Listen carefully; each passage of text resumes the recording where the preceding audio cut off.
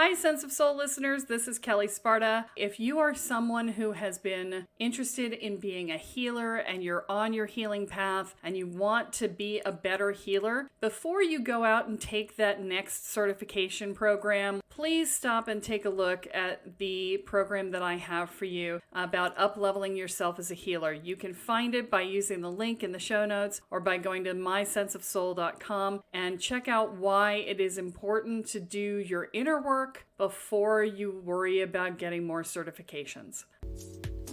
Welcome to the Sense of Soul podcast. We are your hosts, Shanna and Mandy. Grab your coffee, open your mind, heart, and soul. It's time to awaken.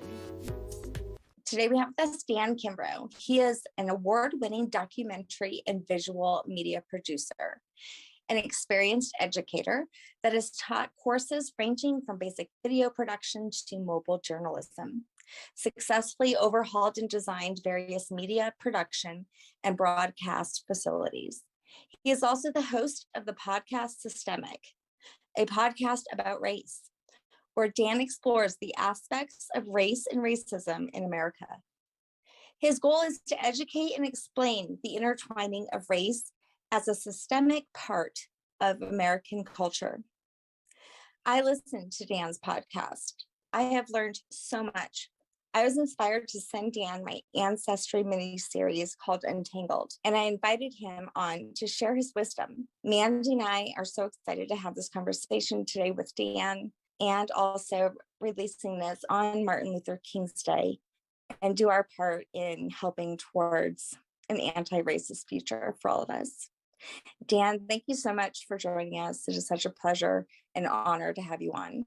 Hello, nice to meet you, finally. Dan, I'm just so excited to have you on. So often I will be looking for a podcast just like yours, like Systemic, to be able to send to people to help them understand and learn more about systemic racism, or with my ancestry, which you read. Yes. So I always like to refer people out to someone else who, for one, is African American, for two, has experience and some knowledge that is their passion to share. Because I know for Mandy and I both, we could talk about certain things that maybe even we're educated on, but it's the things that we're most passionate about that we really reach people.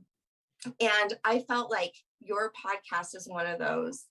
Thank and you. when it comes to, the name of it, Systemic. And so I have sent it out to people because I really feel like you do a great job, episode by episode, really explaining that. And also in a way that people can understand. Because it's, I think, a very difficult subject, especially if you didn't even know it existed.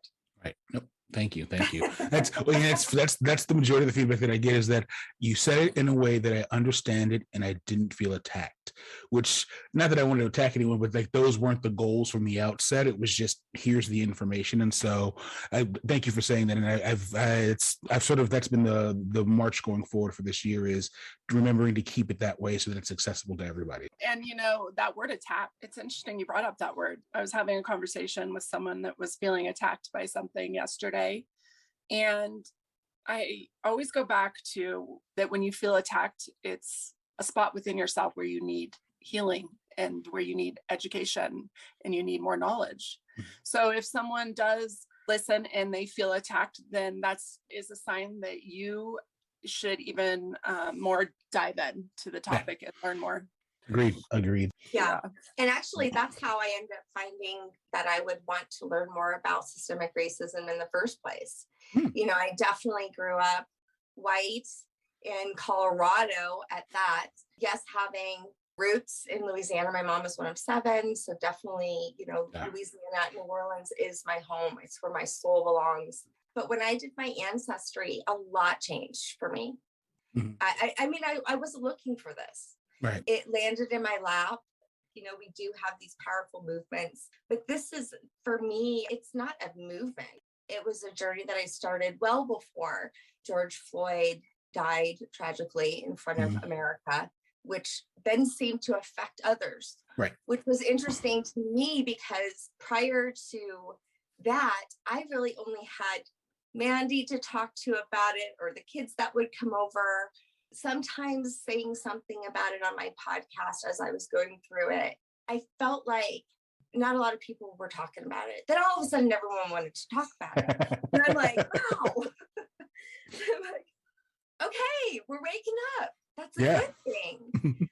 But like I said, it became, when you're passionate about something, you want to use your voice. It naturally happens within your soul. Like your soul just starts to emerge in the forefront and is like, we're going to speak. We're going to use this body, this vehicle, and your heart to connect with others.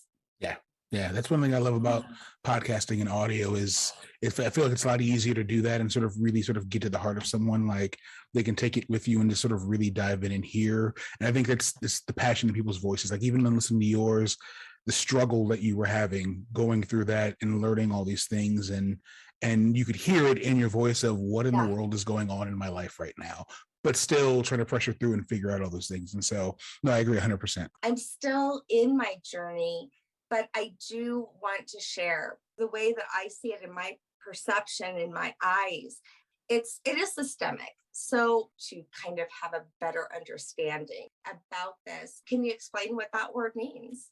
Well, I mean, systemic, it means it's part of a system, it's integral, it's part of how things are made up. And so when we look at systemic racism, it's understanding that if you go back to 1619 and even before, and looking at the history of this land, that racism and oppression and discrimination are literally sort of woven into the fabric of how this country was built and how many countries are built. So like America is not the only one that has a systemic problem when it comes to race, indifference, and oppression, but America very early on codified it, made it as part of law, and wove it into the literal fabric of how the country was being ruled, who could own land and property, which in America, owning land and property is what gave you value for numerous years. And so systemic racism for me is this idea that it's sort of the way that we have to stop and recalibrate how we think about this country. And that if we want to actually move forward, we finally, I think, and we talk about George Floyd in 2020, and sort of everyone was captivated because you couldn't go anywhere, right? You're in the middle of a pandemic, everyone's sort of glued to social media and watching TV. And for once, you really have this captive audience, which you haven't had media-wise for years. And you see this happen, and it really starts these questions because not only are you're stuck at home, but you're stuck at home with your family. It's not like you're at work with the people who have the backroom chatter where you would blow it off or things of this nature. Like your kids saw this, your wife, your significant other, husband, whoever, everyone saw this. And so it gave us a moment in time where we were all paying attention. And that's what I think is the recent catalyst in it. But for us to move forward, there is a lot of work and shadow work and deep digging and all these things that need to be done in this country. And powers that be have been able to shield us from doing that work for a very long time. And you talked about the idea of movement, and I think movements are good. If you go back, if you look at the civil rights movement and look at that as an era, like there is sort of a cap on that civil rights era, right? That movement sort of served its purpose. And I think now we're at a point where there's a new movement starting. I don't know if we have a full name for it yet. Yeah, evolving, right? And so hopefully we evolve out of this. But it's this notion that, a lot of the work that was done in the 50s, 60s, 70s was amazing work, but a lot of that work just sort of said, we're here. Like, you have to recognize us.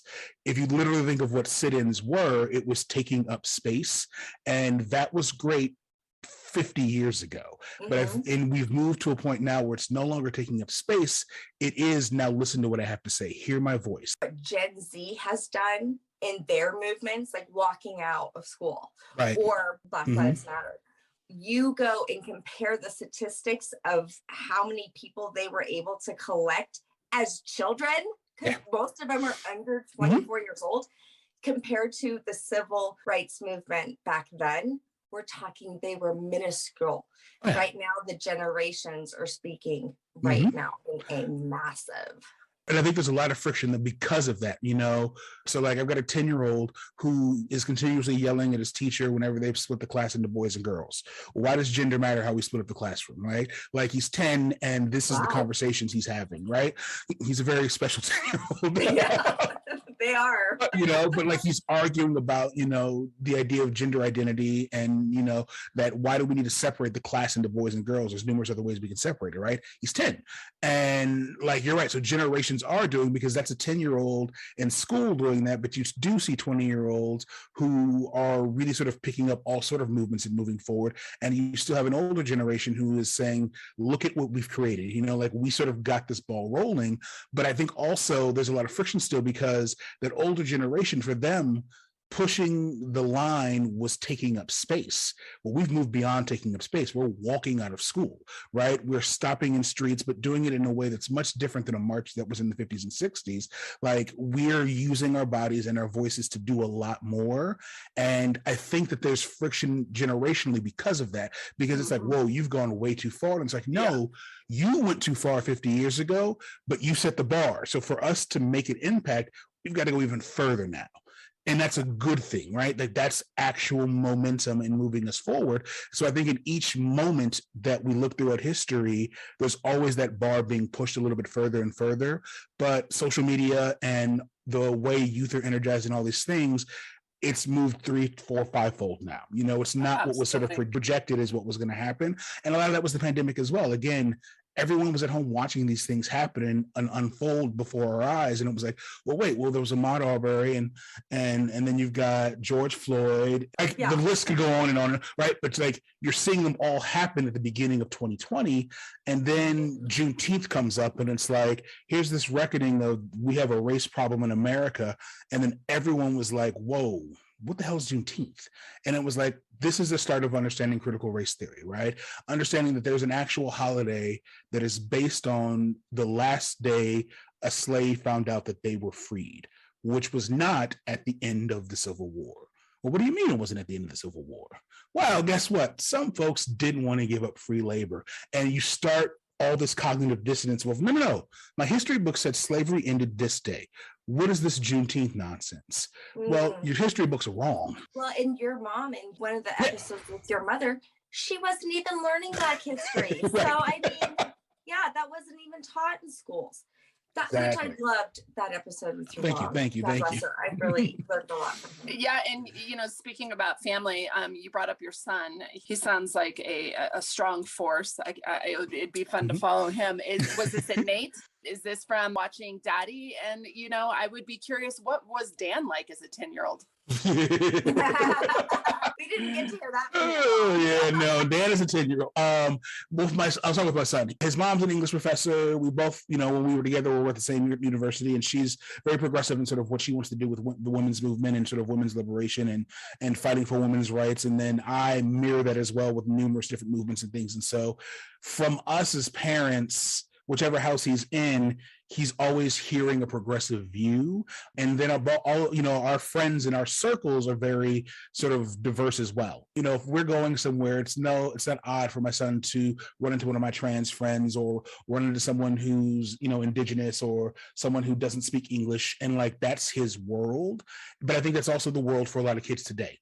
You know, when we talk about why this is a 3, 4, 5-fold sort of and movement forward, most kids aren't going to school today where it's an all white or all Black or all this. Like everyone's around you who is different and evolving in sort of real time. And so I think that's where he gets a lot of it. He's just he's a sponge, but he's super smart. And so just the way his mind works, he sort of has caught on to, oh, well, you being that way and you being that way makes you no different than me. It's just, you know, one or two things. And so he really sort of gets and understands that.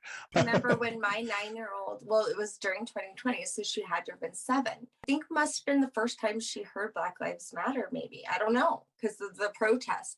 Mm-hmm. And her best friend that she has had since she was 9 months old, okay, they grew up baby, is African American.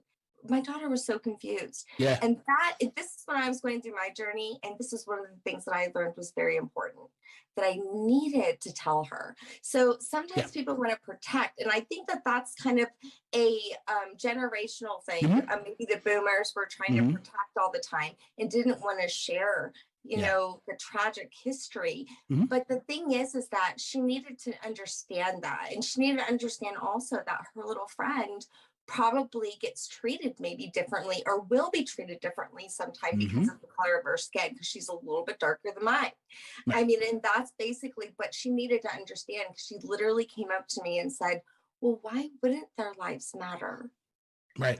And those things are taught though, right? Like for a child, unless you have been told that this person is different than you for some reason, why would you believe that they are any different than you, right? Like I remember as a kid going to someone's house and like, you have a refrigerator too? Does everyone have a refrigerator? Like what kids' minds work is like their world is their world. And like, until there's some sort of dissonance that tells them something different, they just assume everyone sort of works the same way and everyone does the same things. And it doesn't matter the color of your skin and all those things. It's just cool of all the little things. I grew up with my mom because of my mom's history. We like being told stories of my mom's childhood like a parent would do. We were always taught about the civil rights movement. And when I was a little bit after I was 10, my mom met her actual birth father. So she grew up not knowing who her dad was. And so when she was 40, she met him, and then sort of my family expanded. And my one aunt was the youngest person to march with King on Bloody Sunday. And like there's written a book about it, and there's been a play about it. And her and her older sister, when they were younger, both marched with King on Bloody Sunday. And so like in my family, when we talk about the civil rights movement, like there's an actual connection for us because like my mom marched and was jailed. You know, my two aunts that I met when I was older found out that like they were there and Selma, you know, at the Edmund Pettus Bridge. They both still do speak and work in these things. And so that was sort of my childhood mirrored against the first time I was called the N-word. I was in kindergarten.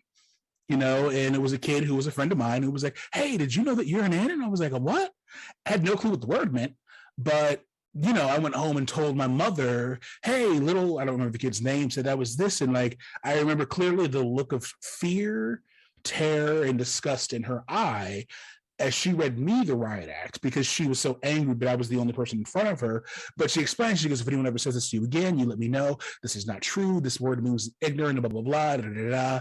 And, you know, the next day I come to find out she worked with this kid's mom, so that did not end well. But it was his dad who said it because his mom showed up at my kindergarten to apologize, and his dad never got out of the car. And it was one of those looking back, oh, that's who it was. Like, it wasn't that my friend in kindergarten was racist. It was that in that household, his dad used the N-word all the time, and at some point had referred to me as the N-word. And a kid being a sponge with no context of understanding what that meant, of course, the next day, hey, my dad said you were this, right? And so when we think about how kids operate, like they're sponges. If you find people who are in elementary, you know, young adults who are that way, it's coming from home. So when we go back to talking about generation, like we still have that work to do. I come from a family that's very open and accepting and non-prejudice and wants to fight discrimination, but that's my family. Right. I can't speak for other kids' families, other people's families and what their kids are being filtered through. And so, you know, but that was my journey, was that, you know, I had run-ins with police my entire childhood. The day before I graduated, I got pulled over for robbing my mom's work when picking her up from work. And because I drove past the cop because they were already looking for the person, and they pulled a gun and told me to get out of the car with my mom sitting there. My mom was like, what did you do? And I was like, I came to pick you up from work. And the guy was 6'6", like 210 pounds in a blue shirt. I, in high school, was still playing football, but I was 5'10", probably 280. Like, I didn't fit any description, but it was a black guy in a car in the parking lot. And they approached me with guns drawn, right? And I have a litany of stories in that realm. And so, like, for me, this work and that passion comes from, I've lived it all. Right? There's not a topic that I've discussed or things that are happening in the world that I haven't been through. And to see a George Floyd or a Sandra Bland or whoever, like in a split second, that's me at any point in time in life. because I've been in that car, in that situation. You're speaking from experience. Oh, yeah, for me. And the scary thing that I think a lot of people are finally realizing in 2020 is that it is a split-second decision that can determine whether it's you that is the name that's being memorialized or you telling the story of what happened to you. Like, it's not one of those, you had to have done something so egregious, right? Like, we have people who are telling the cops, I'm a registered gun owner. There is a gun in the car. I'm illegally allowed to have it. And before the sentence is over, they're shot and killed. I mean, Elijah McClain, he was here in our city. I mean, he was a massage therapist in my group of massage therapist. I mean, that was just, enough said. It's almost like a lot of children also can become racist without even having knowledge that they are. It's almost subliminal because of what they're seeing. Like in my home, it wasn't talked about. It just was not talked about. Neither was religion. My parents just kind of stayed, like let you live and learn for yourself. We had one African-American family in our neighborhood. That was it. At school, we were definitely totally separate, which is insane to think of that happening, in 1994. I mean, the African-Americans are at one end of the hall. Looking back at that just absolutely blows my mind. But it's sad to me that I really was never taught to kind of sit and think about that. And when I had to get real honest with myself and think, Mandy, are you racist? I don't think my answer was yes. And the reason my answer was yes was not because I chose to be. I almost feel like subliminally through the society I was raised in, I was brought up this way. It's like it was a bias test. I took it and I was devastated. So in my training, I always tell people, I'm not saying that you are racist. I'm saying that your actions are racist, or they're rooted in racism. Yeah. And this is where, circling back to critical race theory, why critical race theory is important. Critical race theory is not even being taught in schools. It's a legal theory that you only get to when you're working on a PhD. But understanding actual history and understanding sort of the meaning behind these things, this is why it's important, because people aren't talking about it. When I grew up, people used to tell me all the time, oh, you're such an articulate young man.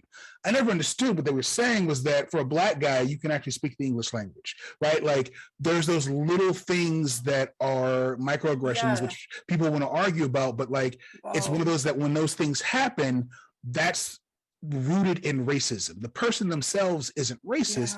They're reflecting the world around them, right? It's expected. I've actually heard that be said. And it's the expectation is that a young African-American male, especially growing up in the late 80s, early 90s, with the backdrop of hip hop sort of coming to rise and gangster rap and all these things, there's no way in the world that I could be articulate. There's no way in the world that I can communicate in a way that's not slang or ebonics. And so, but that's that microaggression. It's the idea, oh, you are so well spoken. You articulate very well. The person wasn't, and they may have been, they may have been racist. I don't know. But what they were saying was rooted in racism. And so the idea of that implicit bias, we reflect what we receive in the world. And so if you see others in your community separating people, even if you don't get what's going on consciously, subconsciously, well, if the Black people are over there and the white people are over there, there's a reason they're separated. You're never going to question it because you're taught not to talk about it. And the reasoning could be very much, we don't want races intermingling because Black people are this or this, da da da da da. Well, you'll never get there if you don't talk about it. And so I think that we have to have conversations with kids about what's going on in the world and be willing to have the difficult ones and confront those things, because if not, what happens is the generational and worldly sort of embedded racism moves to the next generation because we never stop to confront it, which again is what I think that's what needs to be done when we're looking at systemic racism. Is we have to start confronting these things very, very early on. And back to my son being crazy, his social studies book said Indians. And he was like, when are we going to get a book that at least says Native Americans? Like, if not Indigenous people, something that at least says Native Americans, right? So for his kid, that generation of kids in 2020, and learning social studies in the 5th grade, the word Indians is still being used in their books. So until they get a book that course corrects them, they may graduate still calling Native Americans Indians. Right. And so, and in this area, the Italian population, this area was sort of founded by Italians. And so like, we got Christopher Columbus statues all over this area. And it's a very hot button issue because for most Italian Americans, that's their lightning rod is Christopher Columbus, which the entire story was fabricated, but no one wants to hear that when that's your lightning rod. This is our guy. It's Christopher Columbus. But there was a lot of tragedies and things that go into that. And so in defending that, they're not being racist towards indigenous populations, but their defense from their parents, from their school, from their community is rooted in that oppression and racism. And so I think there always has to be a line drawn. People choose to be racist, but people their actions aren't always chosen by them. It's that environment that they've grown up in. And unless someone's willing to call you out and check you on your implicit bias, how do you know what you're doing is wrong until it escalates to a point where someone's like, you're racist. What you just said was racist. And you're like, whoa. You get defensive. I remember when I discovered that I had this implicit bias, it didn't agree with my soul. So I had like these things that were put in my brain as a child that I'm watching. Like I felt almost brainwashed in so many ways. And then my soul didn't agree. And I had like this battle. But I can't remember who said it, but racism, it's multidimensional in many ways, right? Mm-hmm. Stems from generations. Our listeners know that my ancestors became my biggest teachers. The history, the true history that I've never even knew existed, that happened here in America, that has never been taught in our history books, is what taught me. It sounds like your mom carried the stories, right, onto you. These helped you understand where you came from, the strength in you. These things were denied from me because of race. Right. And so I needed to find out why that was. How important are your ancestors to you? To me? Oh, they're like my family's the world. Like I'm a nomad, so I've lived all over the United States, but like we have a family reunion Labor Day weekend every year. And outside of about a 5 or 6 year gap where I was working really crazy hours, if I can get to Chicago, I'm in Chicago. I drove back from Seattle once because I couldn't get a flight. Drove to Chicago from Seattle to get back to the family reunion. Like that's my soul, right? And it's just being with them and being around them is something that I don't get to do often, but it is my connection to the rest of my family. And, at 2:00 in the morning after all the young ones have gone to bed and we're sitting downstairs still playing spades and aunt whoever gets a little too drunk and starts spilling beans and it's like, tell us more, please. Those are the moments that I look back and remember as a kid, like those were the big things. And the episode you heard about my mom is a documentary that I've been working on for too long, but where I sort of explore a lot of those roots where understanding sort of the pain and the triumph of them growing up in Lower Alabama, their entire lives and the things that they went through. Like they went to the doctor on Saturday mornings. And if you weren't seen by Sunday when the doc closed, you couldn't come, you come back the next weekend because you were Black. Like that was the way it worked going to the doctor. And so for me, then understanding, like thinking of that's my mom and my family, and you sort of translate that to numerous families across the country. We have a lot of issues in the Black community where we just don't go to the doctor for, right? Rub some dirt on it and you'll be fine, Ice and ibuprofen. Like that's a generational thing though, where like our parents couldn't go to the doctor. Like you just figured out how to deal with these things. And so now when they're raising kids, if you're not bleeding or a bone is showing, well, I'm going to take you to the doctor. Right. But that's the terrible things that come through. But then like just being around my family and knowing all the things that they've suffered in the South and seeing the joy that they have of being around one another and hearing the fun stories and knowing that like my mom tried to shoot a mosquito with a shotgun once, right? Like just like silly little things that you hear when they're telling stories and reminiscing, like that's your family and that's those things. And so for me, ancestral wise, like that's amazing. But I'm also African American. My ancestry stops at a specific point because records on ships were completely destroyed. Slave families were broken up intentionally to break down the bonds of African Americans. And so, this slave gets pregnant by this slave. Well, dad's going over here, mom's going to this plantation, and hopefully they'll never see each other again. So I can only go back so far. And then things get real murky and they look like this part of the family and their last name is spelled this way. So I only have, 5 or 6 generations that I can pull from. And as they're dying off, it's like, well, damn, like, how do we go back further and figure those things out? But like legally, a lot of records weren't kept. Records were destroyed. If you're an African-American whose family was in a town like a Tulsa or things of that nature where there was those massacres, a lot of those records were destroyed to cover people's tracks. So ancestry is amazing, but as a culture, we are one that really has a hard problem because we can't go back so far. I think it was the drummer Questlove from The Roots. There's an episode of was it Finding Your Roots with that's on PBS, and like he's a lucky one. They were able to trace his family back to the slave ship that left Ghana. So like he actually knows where his family came from Africa. He's one in a million. You know, like that's a rarity. So like for me, when I talk about ancestry, like the family that I know and I have, that's it. You know, without following, you know, doing an ancestry, which I still think should be free for all African Americans. But like it's one of those, like, unless I do it, one of those things, but even still, you're going to hit a roadblock at some point, because how do you get past intended oppression and destroying of records and ripping apart of families? Like at some point you're just guesstimating, well, like they were in the same town for X amount of time, you're probably related to these people, but there's no real way of knowing, you know. I was pretty successful on my journey with one particular, her name in my tree showed up as Slave of Therese. Yeah. And that just really bothered me that she didn't have a name. So I went on this journey and I kind of was obsessed a little bit in many ways, but I wanted to find her name. Mm-hmm. Of course, I didn't find her last name. Many times the slaves took their master's last name, but I did find her name. Yeah. And it was very emotional for me that I gave her a name and that she didn't have to be Slave of Therese on my tree. Yeah. But yeah, it was difficult, but I'm always up for the challenge. So if you ever want me to, I've probably done about 20 trees. You know, I listened to your episode where you talked a little bit about Thanksgiving, and, you know, Shanna, speaking of ancestry, I, in my lineage, found that Thomas Hunt kidnapped and captured Santos and a bunch of the other Native Americans and enslaved them and sold them. And that's my family. I mean, so when I saw that and learned the truth about Thanksgiving, I sat in something called shame that you talk about. It can be shame. It can be empathy. It can be power to be more knowledgeable and to spread the truth, which is what I chose.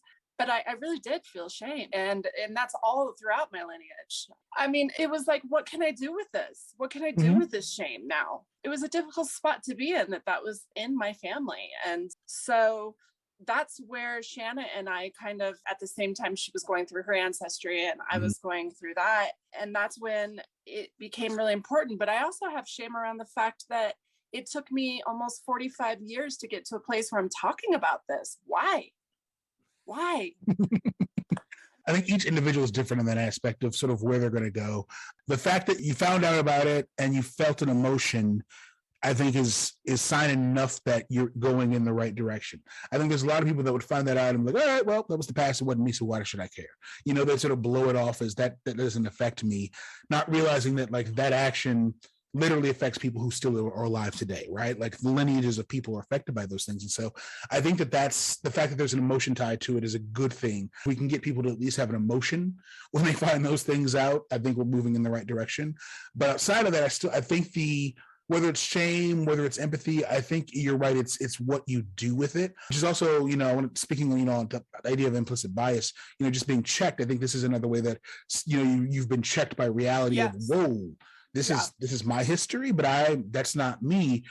It's that notion of what do you do next? Because I think often people learn these things or are checked by someone and they go, all right, well, now I know, but they still make the same mistakes because they don't sit with it. Earlier you said that we need to do the work. Who needs to do the work? Okay, not Black folks.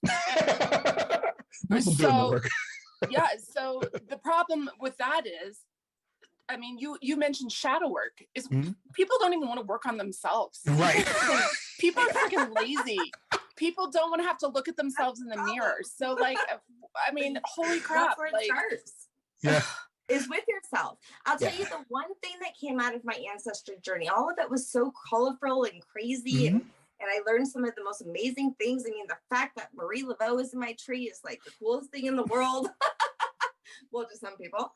You know, what came out of it when I sat with it was that I realized that I have the typical story. And if you have ever doubted, people, that white privilege is not a thing, I am proof of it right here. Yeah. My family whitewashed for generations for me to be the color that I am right here. Yeah. And that is privilege. And they did it because they knew the color of their skin, the lighter than the paper bag, that they would have more opportunity.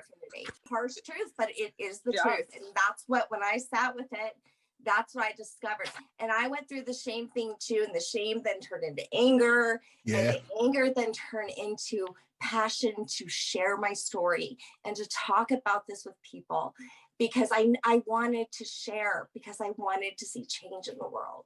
Nope. I think that's awesome. Yeah.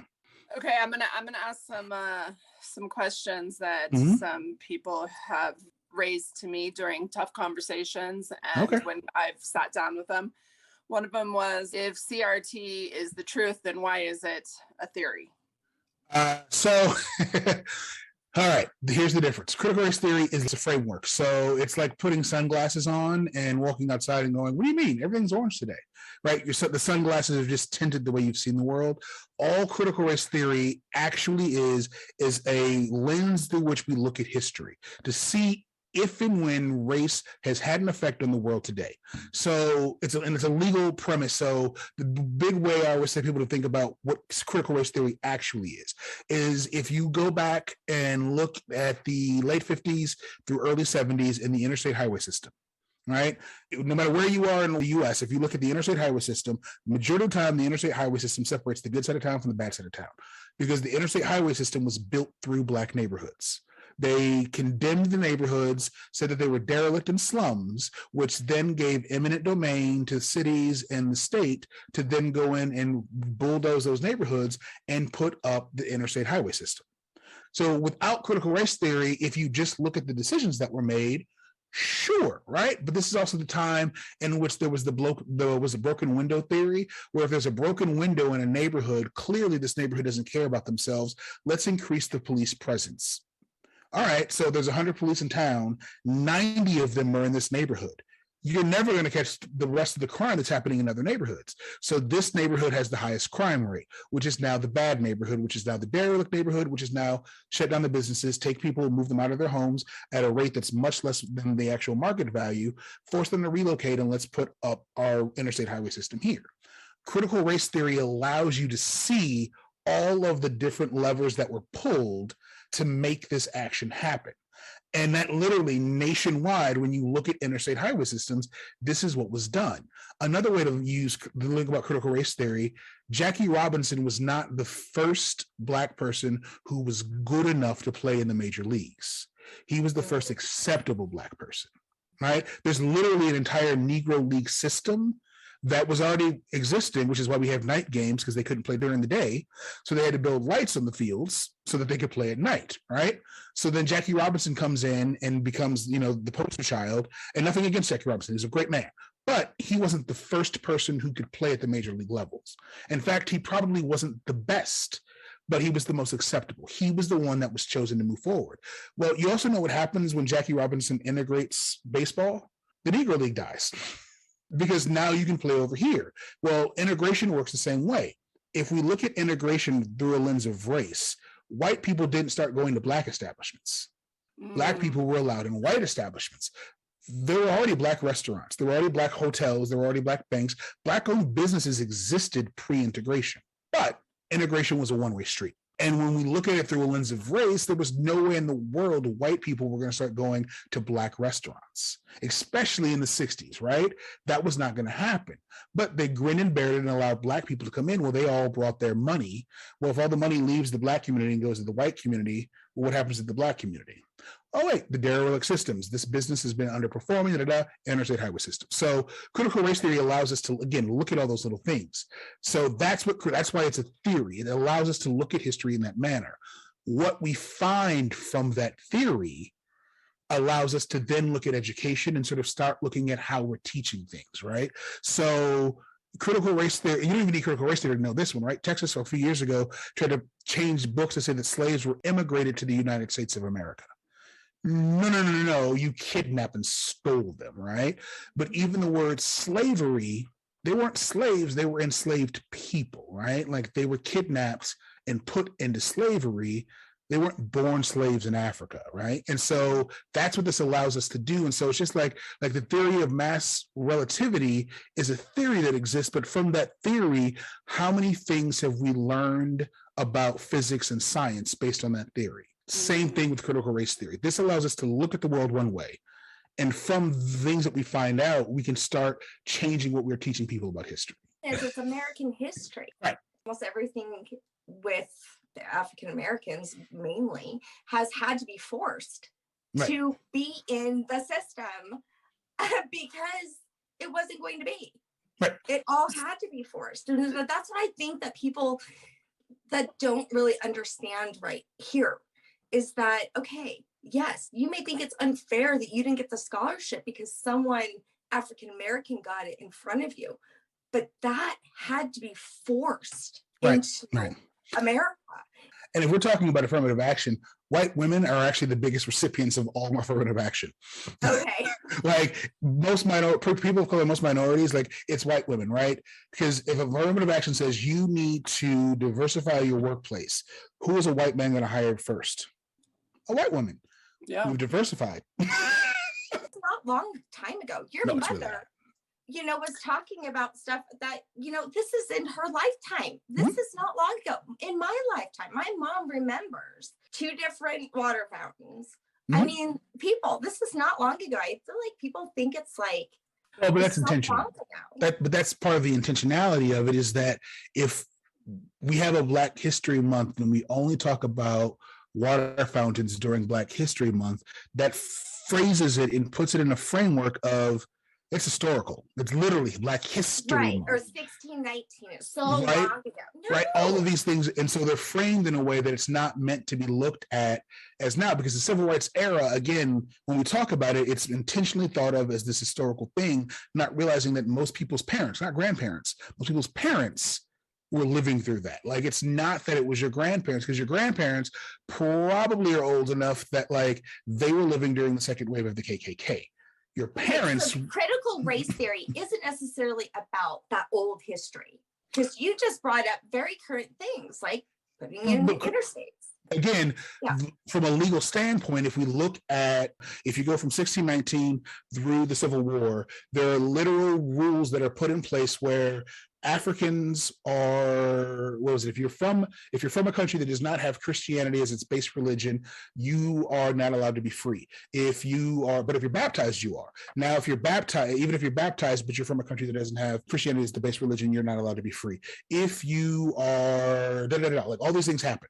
But they are happening legally, right? Not just sort of people are adopting them. And then like the big one is like, if you think of almost any other country, if a king dies, their children are the successors, right? The queen and then their children, right? But it's based on patriarchy. In the United States, we changed it literally legally that your mother determines your lineage, which means that if your mother was a slave, when you were born, guess what? You're a slave. Right? Because what would happen if you didn't? Well, if this white guy rapes this Black woman, that child has access to the white guy's fortune in life. So if we flip that around, you no longer have access, which led to numerous situations where women were being raped and children were being born. But guess what? All those kids are now legally considered slaves. Well, that does come from understanding critical race theory, because that legally was a change that put into place. So when you look at the slave population in pre-transatlantic slave trade, most countries at the end of 7 years, or when you paid off your debt, you were a free person. And that happened through like 1670, like early on, there were small pop-ups of different African communities because they had been released from slavery. Well, there were too many African communities popping up because they had shipped so many people over, and they were becoming free, which meant who's going to work the fields. And so you're running into an issue when it comes to commerce as well. All of a sudden, you start putting in these rules legally that determine who is a slave. People, well, the Irish were indentured servants, but they were set free at the end of their paying off their trip to America. Africans never got that luxury. So critical race theory allows us to understand those legal ramifications, which then informs how we look at actual history. That was actually one of the questions. Wouldn't it be fair to say socioeconomic status is a bigger indicator of future success, not race? But on what you're saying, well, and what history shows, is that socioeconomic status was actually very calculated and placed. But if you can't own land, you can't make money. That was the way this country worked for the longest. Legitimately, you're looking at 1865 is technically the end of the Civil War, but you're looking early 1900s before you get to a point where African Americans can own land, right? But even then, if you look at Tulsa and Rosewood and Idlewild and all these places where like there was a Black Wall Street and it was destroyed, which means that those businesses, the finances, and all of those things were taken away. But if you look at gerrymandering and redlining, there are communities you couldn't buy a house in, right? And the rent was too high, so you had to rent. Well, most white Americans can, even if they are below the poverty line, right? There's a history of land ownership in their family, right? I know plenty of people who live where I'm at now who, like, when they graduated college, they moved into grandma's house because it was still in the family. For Black folks, that's a rarity where like there's 2 or 3 lineages where there's an empty house that you still own because it's in the family, right? Yeah. So when we talk about socioeconomic status, if I have to pay rent or buy a house or all the things that other people are inheriting, right? Well, you start to have a wage gap that's there. Then you look at what people are being paid versus not being paid. And so if you're making, in 1960, you're making $1,000 a week, but African Americans are making $200 a week, right? Well, you can save a lot more money than that $200 can. So when your kid goes to college in the mid 80s, before the inflation when it comes to tuition rates, right? You could probably pay for your kid's school. Whereas the African American is now taking out student loans, right? Like you can see where the wealth gap really starts to go, because 5, 6, 7 generations ago, socioeconomic status, while money wasn't as crazy back then, you couldn't get ahead because you weren't being paid enough. Well, what's the problem with kids today? Well, they don't have to work for the money. They're living off their parents' money. Their parents are paying for them to go to school, right? That's a white problem. Dan, I have to say that when you were saying that, I was really imagining what I had learned through my ancestry. Many of them were landowners and they were free men of color. And they were like that for a very, very long time. And it was when America had purchased Louisiana that then they lost their land and then they became not free. And what's because very interesting, they were incorporated into America. Exactly. But I think that people don't know, and that I love to share, is that the majority of Louisiana, which was not just the state people, okay, no. It was bigger than France. It was bigger than France itself, was a majority of mixed race people. Creole, the entire Creole population. Yeah. Now, I mean, I bet if we did the DNA of most people, I mean, we're all mixed race now. What I discovered too was that they stayed enslaved a lot longer than when slavery ended. You did mention this. I had found it through the census, because I noticed that you had this plantation, because I have lots of people who own plantations as well in my tree. One was a French Creole. He was also considered mulatto, right? They had a plantation and they had a slave schedule. And you could see what was interesting is that they never left. Yeah. Now, instead of a slave schedule, they were on a census. And next to them, they were housekeeper, field worker. So they were not free because they still lived there. And whether they were paid $1 a year, I don't know. But I'm sure that lasted generations in its own. So you free the slaves and say, all right, you're free to go. 40 acres and a mule never actually happened, right? So if you were to go to get your 40 acres and a mule, you would have land. That doesn't happen. So let's say you were in Louisiana or Alabama or any southern state where the Civil War ended, but that did not end racism. No. You're free. Well, where are you going to go? Guess what? If you do one bad thing, I'm going to put you in jail. Now you're enslaved again, which is what I found. I was like, why are so many of my grandfathers always in jail? Well, because the 13th Amendment ended slavery unless you were considered a criminal, and then you could be put back into slavery, which was intentional as well. So you may not be a slave, but you're the housekeeper, right?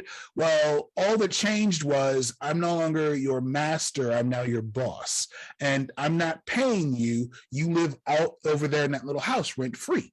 So you have a place to live and you have food. And that's the barter now, right? We go from slavery to bartering for people's lives. And so, yes, they didn't leave because where were they going to go? So you're disposable. You're uneducated because educating slaves and Africans and African Americans was illegal at that point in time. It was illegal. If you left the property, you could be considered running away. Even though you were free, you could be considered running away. And if you're running away, now you're arrested because you're a criminal, which puts you back. Like, there were so many reasons that staying became the better option, unless you were in a town that had enough freed African Americans that could start their own sort of separate community to defend against that. But if there's a plantation here in Louisiana, there's miles before you may get to another one. So, like, where are you going to go? And if this plantation is here, the next one's 20 miles over, but if they're friends, you're just getting shipped back. And who are you going to tell? The police? Slavery ended, not racism. And so there were many reasons where staying put just made more sense. And so it seems like, well, but now they're choosing to be slaves. Well, again, you've removed all of the other inroads for them to really embrace freedom, unless they can literally get to the north, but then you still don't have a place to live. Like, you still are homeless, and you have to figure out an arrangement where you need a place to stay, which means you're probably not taking as much money as you should be paid, which gets back to economic and socioeconomic status. Like, all of these things combine and sort of compile on top of one another, so that it's almost impossible to get out of the system, because the system isn't designed for your success in any way, shape, or form. All right, so I'm going to ask you a question that just makes my insides so uncomfortable. It seems that a lot of white people will instantly go, well, if it's systemic, then why did we have a Black president? Why do we have a Black president? This is terrible, but from the Democratic side, what are your two options? Black president or a woman? A Black man is still a man.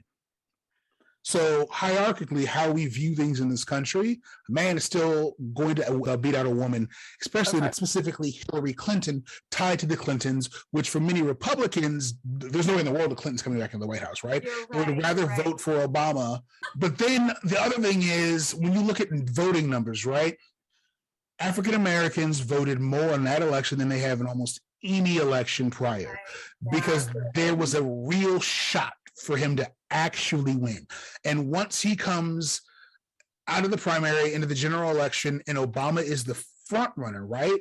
There's this humongous surge, but there's also a push by Democrats to now go into minority communities and start registering voters. There was all the Rock the Votes from MTV and this and that, right? But think about pre-Obama, right? How many Stacey Abrams, and not that she was part of this, but like, how many people do we have that are doing that work at a ground level, going into minority populations with that level of push, trying to get people to vote, right? And like, you can go to any largely minority city, and there are minorities who are trying to get people to vote all the time, right? You had a flood of white women going into these cities, right? Going into South Chicago and setting up booths and sitting at stores. You had Democrats saying, we got a chance to now get the minority vote. Well, it's almost like you said about the doctor, you know, when you said your mom only went every other Saturday, couldn't go. I mean, same thing with voting. Voting was so difficult. And that's the thing. It became legal. And think about the older population, right? You need a driver's license to prove your identity, right? New York, first of all, that rule shouldn't exist because of New York. Most people in New York don't have a car. They don't have a driver's license, right? But let's go to the South, right? People above the age of 60 at that point in time. So that's what, 2008? So now they're 80-ish. Most of them were illiterate. Right, because they couldn't learn in schools because they couldn't go to school 60 years before, right? They weren't allowed to be in school in the first place. So they survived that entire Jim Crow era. So like, they were the ones who couldn't vote when they were younger because of Jim Crow laws and, you know, asking how many state senators there are in Alabama before they will give you an actual ballot. So you have that population, right? But let's be for real. And I grew up in Northern Indiana in Fort Wayne, but like 10 miles outside of Fort Wayne is all country. How many people who drive have licenses who grew up in the country? Think about all of the reasons why you need an ID to vote, because they know that there are large swaths of populations who don't have an ID, not because they're illegal or any of those things. They never needed one. Trying to vote as an African American during that point in time was almost impossible. So you have all of these people who are now showing up in these communities saying, we will do whatever it takes to get you, like, we will drive you down and sit with you all day. Like, we will do these things. We will do the paperwork. Literally, but think about it now, right? You go to almost like any summer farm festival, and especially here in NEPA, if you go to the farmers market downtown every day during an election cycle, there's somebody that's sitting there who will sign you up to vote. Wow, but you in Pennsylvania, that shit ain't happening here. Well, All right, so here's the other one you'll hear a lot. I've heard people are against the CRT because it counters to MLK's vision of looking at people not for the color of their skin, but content of character. Yes. CRT inherently focuses on race and skin color, which is counter to MLK's goals. Which is a whole lot of nonsense. Martin Luther King, literally, when it came to Sanitation Workers March and a few other things, he, before CRT existed, was using race as a lens on which how he looked at things. That's literally the foundation of his work, was saying that when we look at America, African Americans, indigenous individuals, Hispanic people are being paid less wages. They're not getting, like, his argument was critical race theory before critical race theory had a name. Okay. Yeah. Right. Like, that was how he was doing it. And the argument against critical race theory oddly goes back, I'm going to say it was like 2018. Somebody found out about it and started making this argument against it long before we got to the sort of current state of things. Yeah. So there were sort of footholds in this notion of, why does this exist? And the big thing now is we don't want this taught in schools. And it's this perfect storm of, we are starting to teach history as it actually happened and not through a white lens. And people are talking about critical race theory. So they've made the assumption that critical race theory is this. And it's like, no, these two things are happening independently of one another, right? As a country, there are scholars who have said, if we stop and look at X, right? Pick a point in time and look at it from a racial lens, what do we actually see about what's going on in this country and what happened at this point in time? That's happening at the same time as people are saying, why are you still using the word Indian in our school books? It should be an indigenous person, right? Or they're going through and saying, look, you can't, like, this statue is commemorating a Civil War, leader. That should not be at the center of our town. That needs to come down. They're not related to one another. They're happening in the same space, right? It's like when you look at the original anti-vax movement, they expanded the spectrum of what autism was at the same time that we mandated vaccines for children. Well, wait a minute. More kids have autism than they did before, and we mandated vaccines. No, we realized that these things are actually autism and not some other random disease. So now they're considered autism. So yes, there's an initial spike in the amount of people who have autism. They've always had it. We just figured out what it was called. That happened at the exact same time that we started mandating vaccines. So they're like merging them together. And they're making a Venn diagram when there isn't one. Okay. Yeah. Okay. It's interesting, right? It's all about the timing and how it's presented to us through media or through, whatever. But it's intentional, right? Most right-wing media is arguing that schools are changing curriculums because of critical race theory. It's not true, but if it gets printed once and gets put out into the news cycle, people will bring it up. And so centerline media has to write an article. Well, they don't have to. That's a whole different podcast. But they write an article saying that critical race theory is not why schools are changing. Well, now there are two articles that mention critical race theory in schools changing. Well, there must be something there. So then blogs and everyone else pick it up, and then social pundits, blah, blah, blah, blah. And you have a firestorm. They're two different things altogether. And, I hear a lot of parents, their biggest fear around it is that their children are going to feel something. What's wrong with that? Protecting patriotic, ideas. Well, and it's funny, the majority of the feedback that I've gotten from that specific episode is people who were looking up what it is, and that their school, and literally it's parents reaching out saying, my school board is voting on whether or not critical race theory should be taught in schools, and I wanted to know what it was, and now I realize that it's not actually being taught in schools, right? Like, A, it's not being taught in schools, but B, the other feedback that I get is, why is this? I don't want my child to grow up and be angry at America or think it's bad to be white. And it's one of those, if your kid's angry at America, I can't help you there. That's whatever. But no one's saying that it's bad to be white. It's accountability for what has happened in this country. And that accountability falls squarely in the lap of white America. What you do now that you know that systemic racism exists, now that you know that your family may have owned slaves, right? Now that you know that your family has whitewashed history, in the family, literally, in your case, sort of whitewashed who the family is, right? What you do determines how your child will feel about you going forward. That is nothing to do with critical race theory or teaching the truth. You should be angry that at your age with a child in school, you're just now learning the truth about the country. Like, that's where the anger needs to lie. So it's what that anger and those emotions, what are you going to do about them? And that's, You're going to just push him down like the rest of the generations have? Not speak? It goes back to everything we talk about, Shanna, awareness, right? Mm-hmm. Now, I will say you changed something that I say all the time that I don't even know if I can use anymore. It's like one of my favorite go-tos. Shanna, what's one of my favorite go-tos? Think about it. Progress, not perfection. That's one. Okay, so it's concentrate on the solution, not the problem. Oh my God, I hate when she tells me that. I was thinking about that last night, and I was like, well, you have to have awareness around the problem in order to come up with the solution. Figure out the solution, right? The problem will go away if you can come up with the solution, right? Well, but we know the solution in the situation, right? The solution is awareness. The solution is accountability. The solution is figuring out how do we close the wage gap, right? Looking at reparations and all these other things. The solution is looking at transferring land rights back to individuals. There was a town in California who just transferred back a certain plot of land to a family that it was taken from. Right, that is beautiful. Right, and it was one of those, like, I forgot what the land was currently being used for, but they gave the rights back to this family because they were able to trace that we took this from your family. You get this back now, right? So, like, I think part of the problem is we've known the solution to ending racism for decades, right? If not centuries. We can take care of systemic racism by educating ourselves, by being aware, and by having accountability.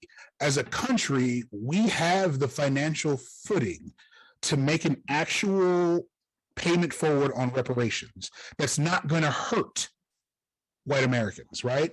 We've done it with Native Americans. We've done it with the Asian population. Like, there are numerous times that we've given reparations for things that have happened in the past.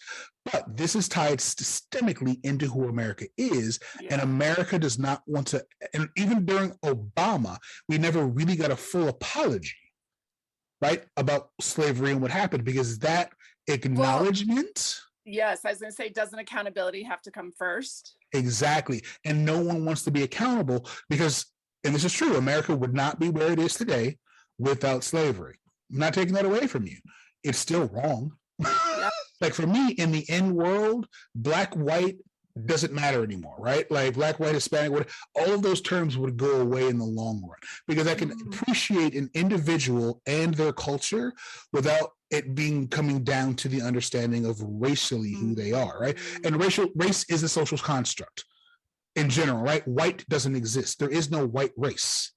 It only exists to counteract black, because you brought in people from Africa, you labeled them black. Well, if they are black, what are we? And originally there was no white, right? There was Italians, there were the Irish, there were the British, right? All of those things didn't exist until early 1900s with the KKK and the sort of, black people wanting more freedom. All of a sudden they codify together and become white. And so it's a new term in general, but white does not exist. And if white doesn't exist, black doesn't exist, because it was created to categorize people together.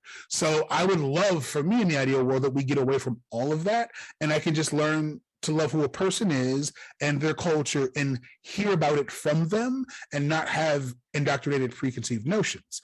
That's decades, centuries from now that we would ever get to that notion. Do you see hope? Do you see hope with these new generations?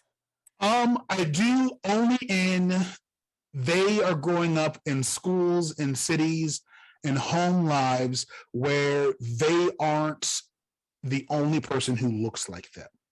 So even if you grow up and your parents are homophobic, when you go to school, the likelihood that there are children who are out now, right? Not the likelihood that there are children who are gay, because they were always gay. They were always there anyway, but the fear of coming out kept them from doing so, so you didn't know who was around you. The likelihood that your best friend is going to come out in today's world is infinitely higher than it was 15 years ago. So those kids will have internally to deal with, you're my friend, and while you are different than I am, does that change how I feel about you? It's no longer going to be the parents coming down on them. And I think the Thanksgiving talks that we hear about nowadays, like kids coming back from college, well, college ruined my child. Now they accept everyone. Okay. I think more and more of that is happening.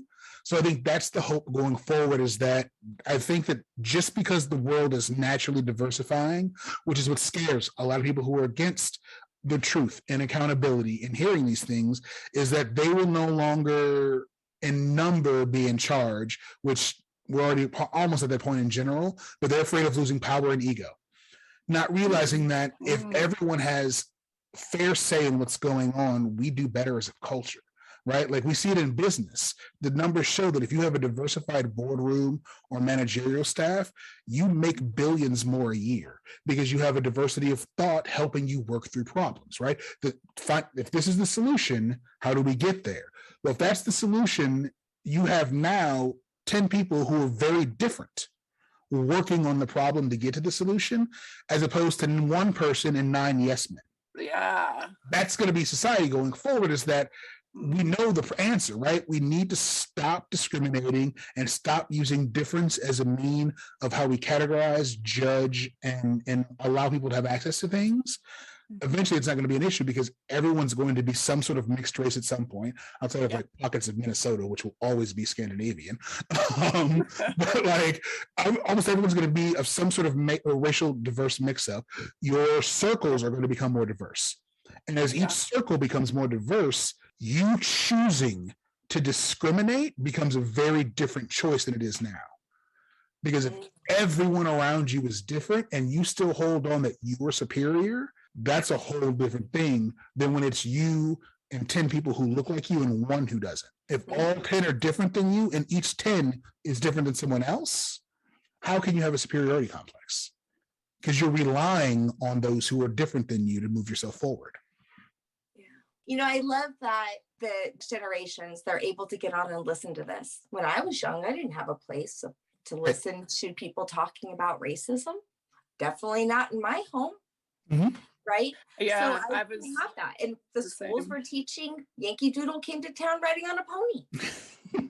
Resources. Yeah. If people want to start educating themselves, what are some of your top documentaries? If you're going to look up critical race theory, read 50 articles. It sounds crazy, but read 50, and the 10 things that stand out the exact same, that's probably the nuggets of truth. I used to tell my students when looking at news. When it comes to just sort of understanding sort of where we are in race and all those things, like read everything by James Baldwin, anything he's ever done, watch any James Baldwin program. He offers a perspective of someone who left America, felt guilty about his success and leaving his family behind. And when he came back, his mission became tell the African-American story. I would say read up on the Harlem Renaissance. It was one of the first times in American history where Black people were allowed to freely express themselves. And you'll see a very big difference in sort of how the writing is and the freedom and the tone of it all. Watch the documentary 13th by Ava DuVernay on Netflix. It really breaks down a lot of factual information that exists. Yeah, it does. Wow. And it's rough, and it's a rough watch. Another one that I love that isn't so much a punch in the face, but it just sort of, it'll move you. It's called, it's done by John Legend. It's about the music of the civil rights movement, Soundtrack to a Revolution. That's a great one to understand sort of the link between music, but there's a lot of information hidden in that documentary. That. What's it called? Soundtrack to a Revolution. No. Amanda, you said you've seen it? Yeah. The two aunts that I talked about, Joanne Bland and Linda Lowry, they're featured in the documentary. It was so good. It's a good one. And I didn't actually like I was so excited that they were coming out with a passing documentary on Netflix. And I'll have to be honest and say that I wasn't too crazy about it because they really glamorized it. it's based on someone's book. So yeah, so it's a fictional work. Because that was one of the things a lot of people said that was like, for a documentary, this didn't hit. I was like, it's not a documentary. It's it's someone's book. It's a fictional piece.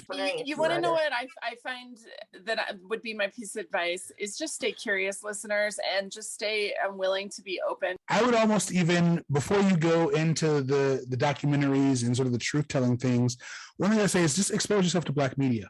One of the funny things that I've always noticed is that when a Black movie comes out, finding friends to go watch it with me because it's a Black movie is a hard thing to do. And if you want to understand Black culture, it starts with understanding Black culture. So like, go watch Friday and Friday After Next. Go watch Are We There Yet with Ice Cube. Like, it sounds silly, but like, these are movies that are my favorite. Right, you know? And so, but people don't think about the idea of watching these to understand other people. Okay. And what you have to realize is that these are movies made about the culture for the culture. About the culture. So if you really want to sort of, outside of educating yourself on the idea of systemic racism, blah, blah, blah, blah, blah, understand the culture. How many books on your child's bookshelf in their bedroom, has Black characters in it? Yeah. And I think that that's the thing, is that it's not always the heavy stuff that you need to expose yourself to. It's just finding the everyday things. If you're buying books for your kids, if you're buying 10 books, buy 4 books that are from people that are written by people that aren't, or at least the images are different, right? My son, and mind you, the weird thing with my son is I didn't always think about race first, because I'm Black. Like, he knows race exists, right? Like, we understand these things. But when we watched A Snowy Day, they animated it. He was hooked in a way that I had never seen him drawn to something before. And it took me a long time to realize this may have been one of the first things that we've watched where, like, main character's Black, but they're also talking about difference, and he understood it, right? And it was one of those, but it didn't dawn on me. And I've got the books and I've got this or whatever, but like, we would go on Netflix and he would watch Paw Patrol or whatever was hot at the time and this and that. And a lot of ways that producers get around these things is using animals as opposed to using people, because they don't always want to diversify things. And like, we watched this, and like the majority of the cast or the characters in it aren't white, but it's about learning about, at Christmas, my family cooks this and my family cooks this, and let's have a big meal together as a community. And he was blown away, and he was, oh my God, that was really fun. And he really wanted to sort of take this dive. And I was like, it didn't even dawn on me. We were reading the books, but he wasn't watching a lot of these things. But then I had to stop and look at, well, if you turn on Netflix, you're going to have to dig to find media that is a cartoon for young kids that has minorities as part of the overall cast. That's not action or race cars or blah, blah, blah, blah, blah. That's just an actual story. And so 100% with the books on the bookshelf, if your kids are watching TV or watching a cartoon, make sure that the characters aren't all white. Right. Yeah. Like, I think there's a Jurassic Park cartoon that's out on Netflix right now. And one of the girls is in a wheelchair. I think the second lead male is a Black kid. And then there's another girl who's clearly Asian, not the weird other that we don't know what ethnicity they are. Right? Weird coarse hair, olive skin tone. We won't discuss what they are, but they're not white. But like, expose your kids early on to just difference in the toys and the TV shows. Your podcast and my podcast. A shout out, come on. Yes, Systemic, which will be upping. We'll be doing more episodes this year. So, but Systemic is another good one. You walked me in that question. I entirely missed it, didn't I? Really? Don't be so humble, dude. It's so good. It's so good. I binged the shit out of it. I sent it to everyone. The funny thing is, that podcast was born out of a lot of anger and frustration. I forgot which incident set it off, but I was at a point that like I was ready to get in my car and drive somewhere and go protest and probably do something stupid. And it was like, why are people not getting this? Like, why are we still having these arguments? Why are we still fighting about these things? This makes no sense. And I was really pissed off. And I'm by no means a violent person. I'm not a pacifist, but I choose to be nonviolent. And I was at a point that I felt that strain breaking. And I was like, I got to find a creative way of dealing with these emotions. Yeah. And the original artwork and the original name for the podcast were much more in your face and angry, and I sat with it for a while, and what you have now is systemic.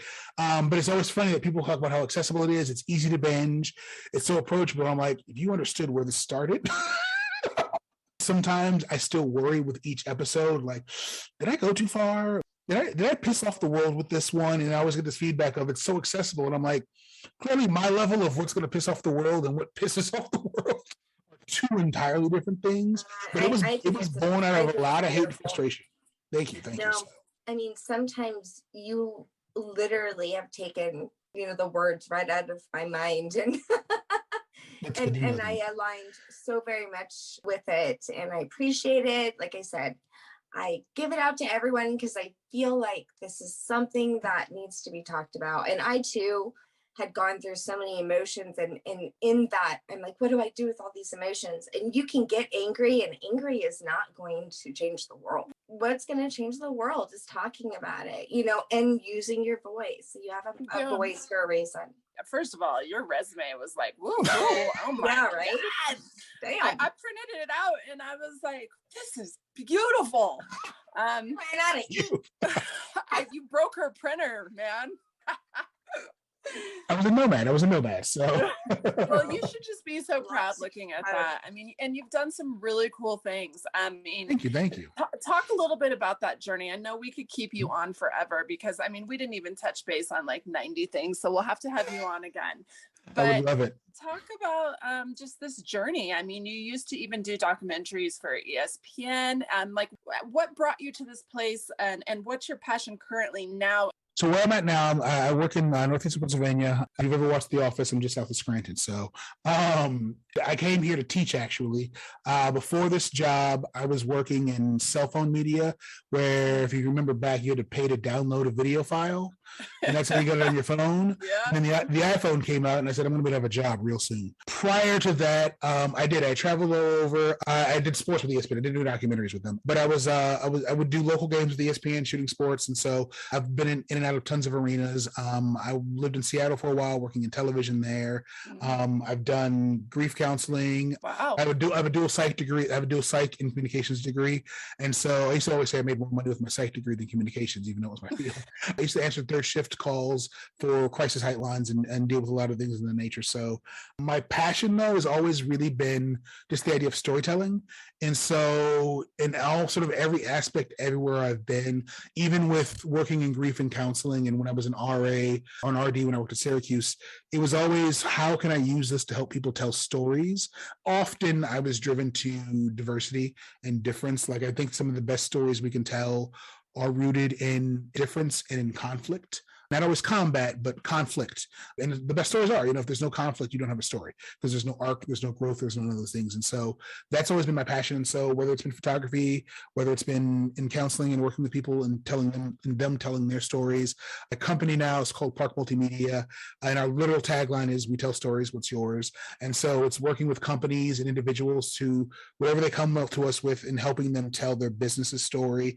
Or if it's an individual working on a project, how can we best tell your story and get it in front of an audience so that you can grow. I'm sort of against paid advertising and marketing, just because I think that a good story that's well crafted and from the heart and authentic will get you more followers and more attention than spending money, and they'll last longer. And so going into 2022, podcasting clearly is something that I'm enjoying, and I started in radio 20 some odd years ago, so it's sort of been a fun switch to come back to audio. We still do photo, video. We work a lot with live streaming with individuals, and so it's how do we tell stories, and then personally continuing this DEI work and sort of digging into the work of sort of dismantling all the mystery around systemic racism, helping people understand sort of topic by topic, and sort of building a database of, hey, I don't understand this. Sort of like Shannon said, she shared it with everyone.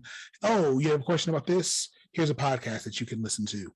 Doing work in that way and getting back into documentaries that deal with sort of this history and what we are missing from society. And so, long-winded answer, I like telling stories about diversity. Freaking love it.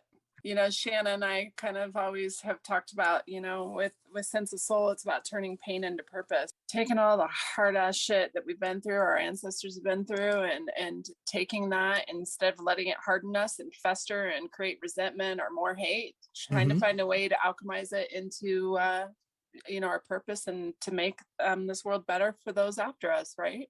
That's awesome. Yeah, I 100% agree. I think that I used to do conflict mediation, and our favorite phrase is that conflict is inevitable, but combat is optional. And the idea being that, combat's a destructive force. And so out of conflict, you can either create something or you can destroy something. But that choice is ultimately yours at the end of the day, because you can't have a middle ground. You're going to create or you're going to destroy. So as best you can, take conflict, take life, and create what you can out of it. So your ancestors are so proud of you. Oh, thank you. Because I often think that Thank you. they chose me to receive this because I was the one who could receive it and speak on it. And I've never, ever been an out fourth person to speak on anything. It's not my family, right? We don't talk about nothing. Shut up and cook gumbo. Yeah, just shut up and cook gumbo, girl. You know what? It does start with you, and they did choose me, but I think they chose this time. Like, it's time. This is it.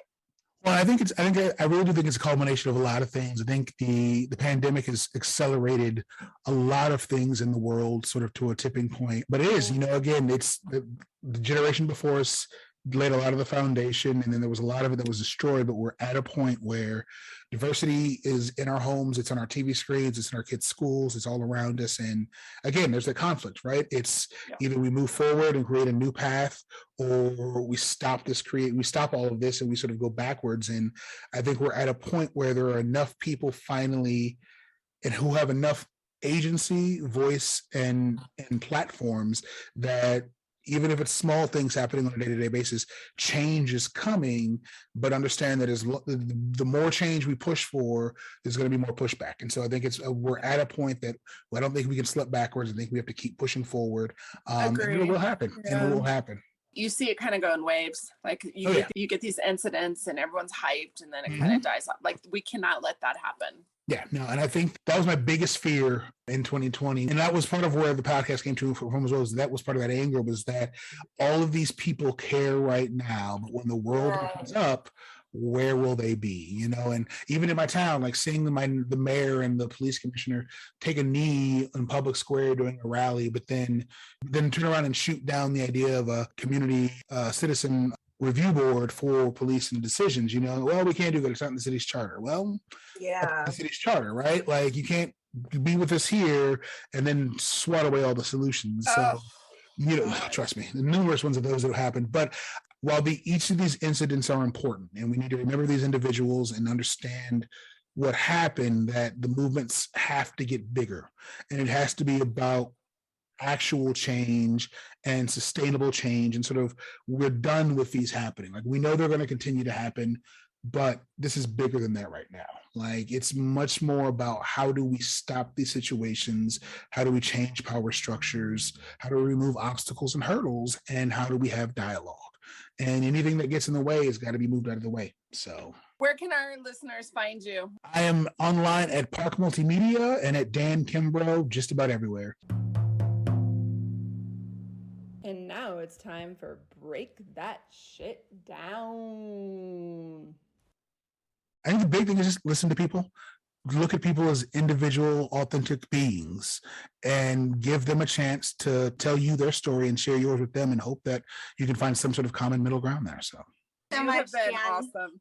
Oh, no, thank you for the opportunity. Definitely. This was amazing. So I would love to do it again if you ever want to. I appreciate you. Thank you for being an authentic, genuine person who's willing to share their self and their stories. So thank you all. This was amazing. Thanks. All right. Thanks, Dan. Bye. Nice to meet you. Nice to meet you. Bye. Bye. We are excited to announce that we have created a Sense of Soul Patreon page to help support our podcast.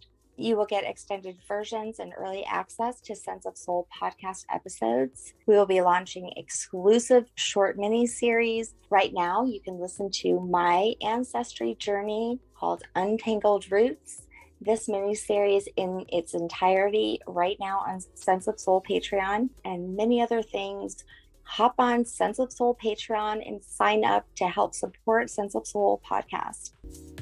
Thanks for being with us today. We hope you will come back next week. If you like what you hear, don't forget to rate, like, and subscribe. Thank you. We rise to lift you up. Thanks for listening.